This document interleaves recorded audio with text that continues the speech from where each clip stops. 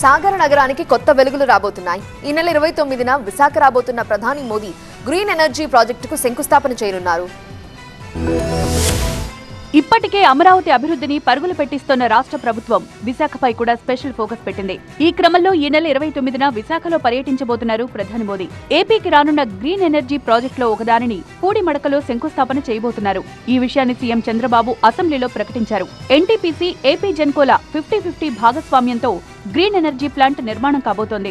3 దశల్లో రాబోతోన్న ప్రాజెక్టుకు 84,700 కోట్ల రూపాయల పెట్టుబడులు రాబోతున్నాయి. దీని ద్వారా ప్రత్యక్షంగా పరోక్షంగా 25,000 మందికి ఉపాధి లభించనుందని సీఎం చంద్రబాబు ప్రకటించారు. విజయవాడ కేంద్రంగా కార్యకలాపాలు జరగనున్నాయి.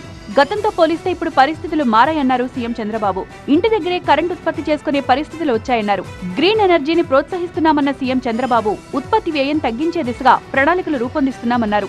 End to end solution concept లో సోలార్ ప్యానెల్స్ రాష్ట్రంలో ఏర్పాటు చేయబోతున్నట్లు ప్రకటించారు సీఎం. ఈ మధ్య రిలయన్స్ గ్రూప్ ఏపీ ప్రభుత్వంతో ఎంఓయూ కుదుర్చుకుందన్న సీఎం చంద్రబాబు 2.5 లక్షల మందికి ఉపాధి కల్పించేలా 65,000 కోట్ల రూపాయలు ఖర్చు చేయబోతోందన్నారు.